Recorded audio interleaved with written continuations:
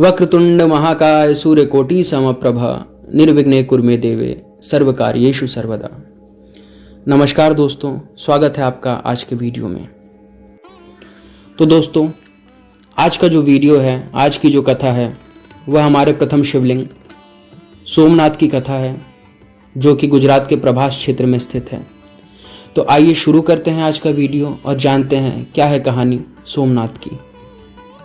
तो कथा ऐसी है, प्रजापति दक्ष ने अपनी अश्विनी आदि 27 कन्याओं का विवाह चंद्रमा के साथ किया था। चंद्रमा को स्वामी के रूप में पाकर वे दक्ष कन्याएं विशेष शोभा पाने लगी तथा चंद्रमा भी उन्हें पत्नी के रूप में पाकर निरंतर सुशोभित होने लगे।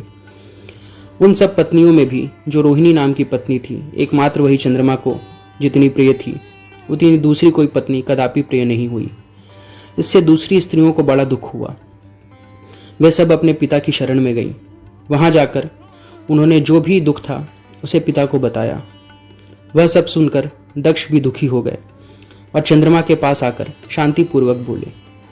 दक्ष ने कहा, हे कलानिधे, तुम निर्मल कुल में उत्पन्न हुए हो। तुम्हारे आश्रय में रहने वाली जितनी स्त्रियां हैं उन सब के प्रति तुम्हारे मन में न्यूनाधिक भाव क्यों है? तुम किसी को अधिक और किसी को कम प्यार क्यों करते हो? अब तक जो किया सो किया, अब आगे फिर कभी ऐसी विषमतापूर्ण बर्ताव तुम्हें नहीं करना चाहिए, क्योंकि उसे नरक देने वाला बताया गया है। अपने दामाद चंद्रमा से स्वयं ऐसी प्रार्थना करके प्रजापति दक्ष घर को चले गए। उन्हें पूर्ण निश्चय हो गया था कि अब फिर आगे ऐसा नहीं होगा। पर चंद्रमा ने प्रबल भावी से विवश होकर उनकी बात नहीं मानी। वे रोहिणी में इतने आसक्त हो गए थे कि दूसरी किसी पत्नी का कभी आदर नहीं करते थे। इस बात को सुनकर दक्ष दुखी हो गए और फिर स्वयं आकर चंद्रमा को उत्तम नीति से समझाने तथा न्यायोचित बर्ताव के लिए प्रार्थना करने लगे। दक्ष बोले, हे चंद्रमा, सुनो, मैं पहले अनेक बार तुमसे प्रार्थना कर चुका हूं, फिर भी तुमने मेरी बात नहीं मानी। इसलिए आज शाप देता हूं कि तुम्हें क्षय का रोग हो जाए। दक्ष के इतना कहते ही क्षण भर में चंद्रमा क्षय रोग से ग्रस्त हो गए। उनके क्षीण होते ही उस समय सब और महान हाहाकार मच गया। सब देवता और ऋषि कहने लगे कि हाय हाय, अब क्या करना चाहिए, चंद्रमा कैसे ठीक होंगे। इस प्रकार दुख में पड़कर वे सब लोग विहल हो गए। चंद्रमा ने इंद्र आदि सब देवताओं तथा ऋषियों को अपनी अवस्था सूचित की। तब इंद्र आदि देवता तथा वशिष्ठ आदि ऋषि ब्रह्मा जी की शरण में गए। उनकी बात सुनकर ब्रह्मा जी ने कहा, हे देवताओं, जो हुआ सो हुआ, अब वह निश्चय ही पलट नहीं सकता।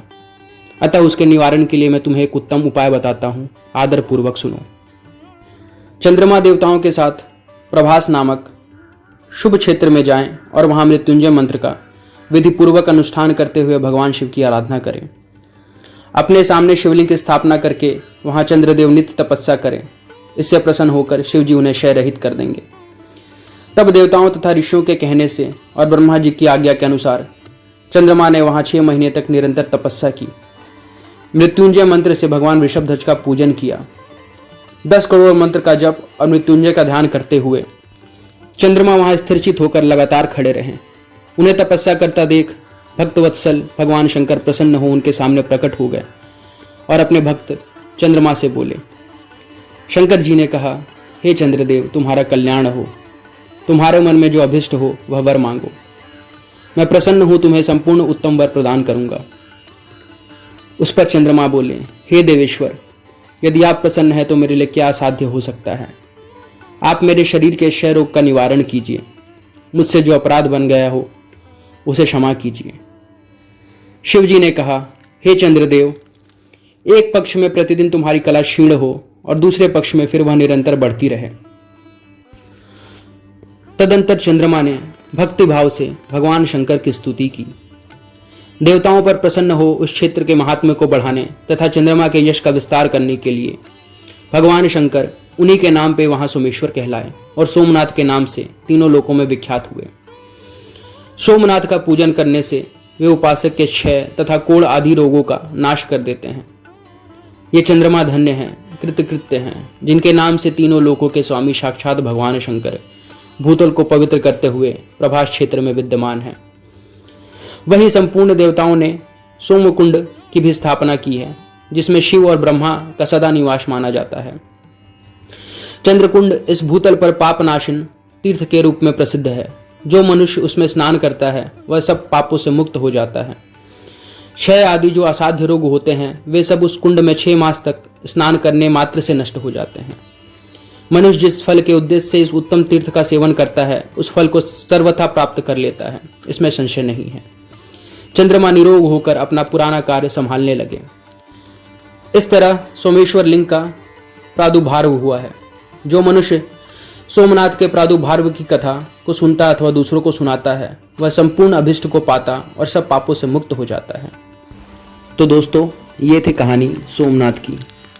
अगले वीडियो में मैं फिर आपके साथ हूँगा हमारे दूसरे शिवलिंग श्रीशैलम आंध्र प्रदेश में स्थित मल्लिकार्जुन स्वामी के वीडियो को लेके, उनके पीछे की कहानी को लेके।